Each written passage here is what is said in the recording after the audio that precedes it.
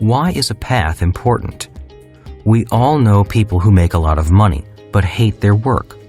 We also know people who do not make a lot of money and hate their work. And we all know people who just work for money.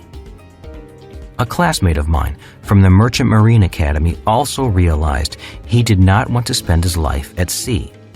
Rather than sail for the rest of his life, he went to law school after graduation, spending 3 more years becoming a lawyer and entering private practice in the S Quadrant. He died in his early 50s. He had become a very successful, unhappy lawyer. Like me, he had 2 professions by the time he was 26. Although he hated being a lawyer, he continued being a lawyer because he had a family, kids, a mortgage, and bills to pay. A year before he died, I met him at a class reunion in New York.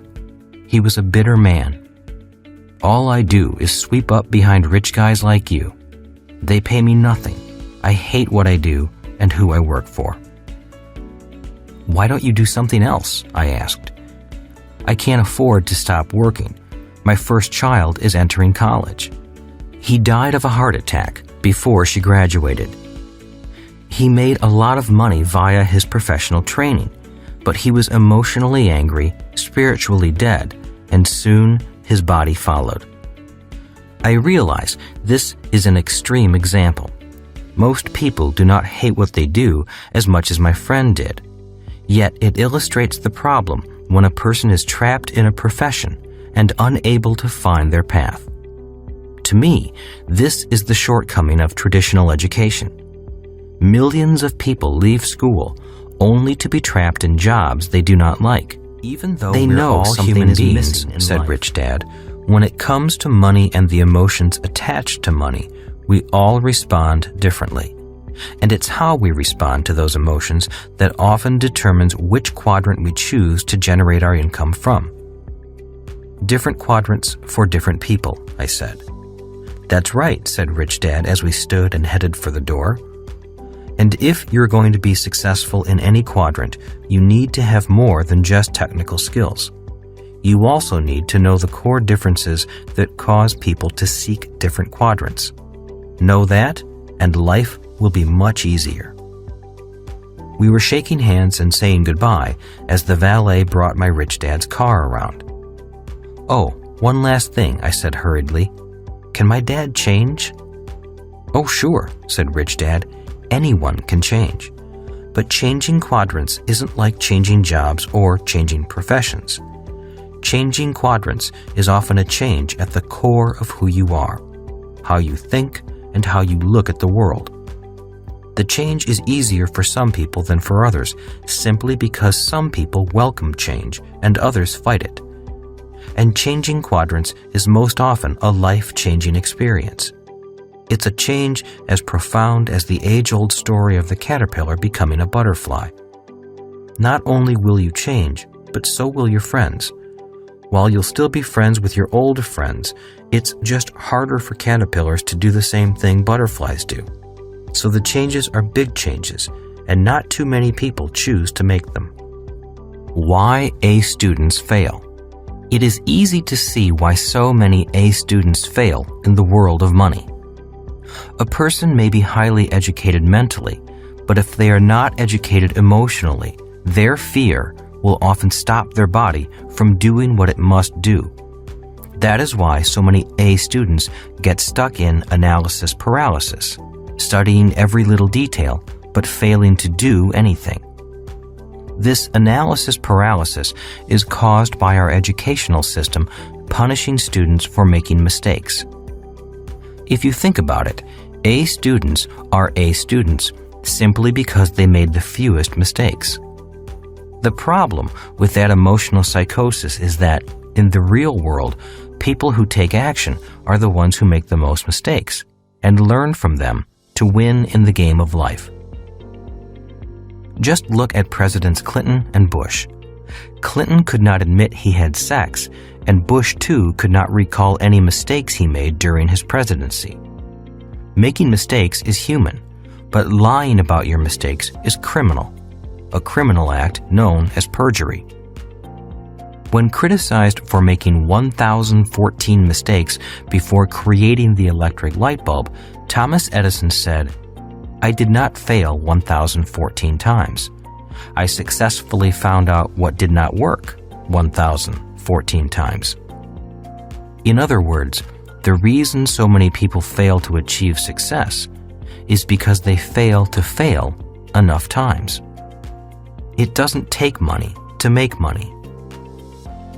I started this chapter with a discussion about our being homeless and having nothing in 1985 because I often hear people say, it takes money to make money.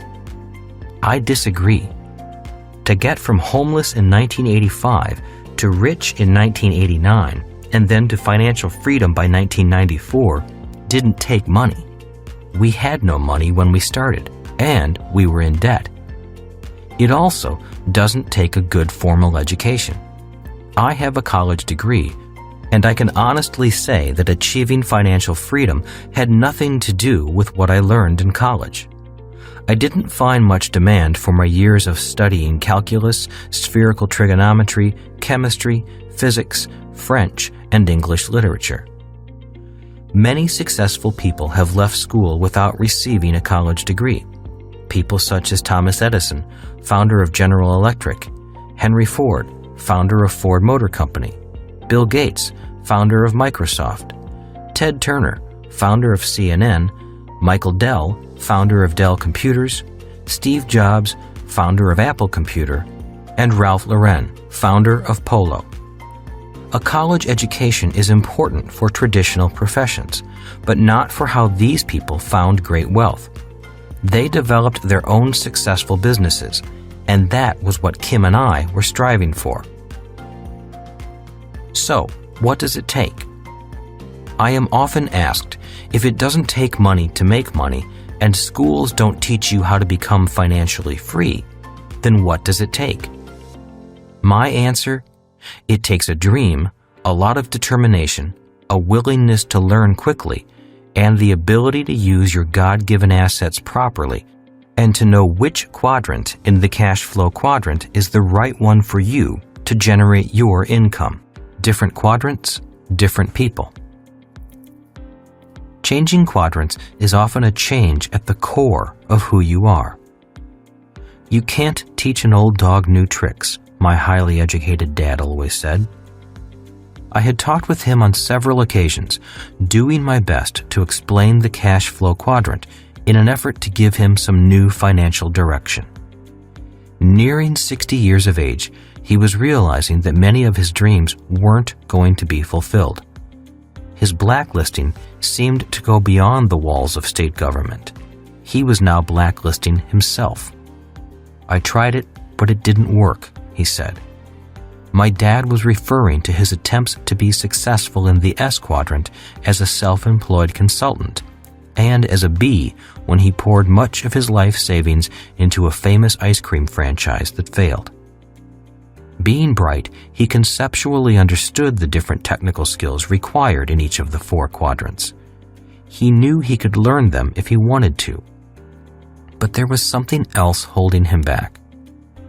One day over lunch, I talked to my rich dad about my educated dad. "Your father and I aren't the same people at the core," said Rich Dad. "While we both have fears, doubts, beliefs, strengths, and weaknesses, we respond or handle those core similarities quite differently." "Can you tell me the differences?" I asked. "Not over one lunch," said Rich Dad, "but how we respond to those differences is what causes us to remain in one quadrant or another. When your dad tried to cross over from the E quadrant to the B quadrant, intellectually he could understand the process, but he couldn't handle it emotionally. When things didn't go smoothly and he began to lose money, he didn't know what to do to solve the problems, so he went back to the quadrant he felt most comfortable in. The E and sometimes S quadrant," I said. Rich Dad nodded his head. When the fear of losing money and failing becomes too painful inside, a fear we both have, he chooses to seek security and I choose to seek freedom.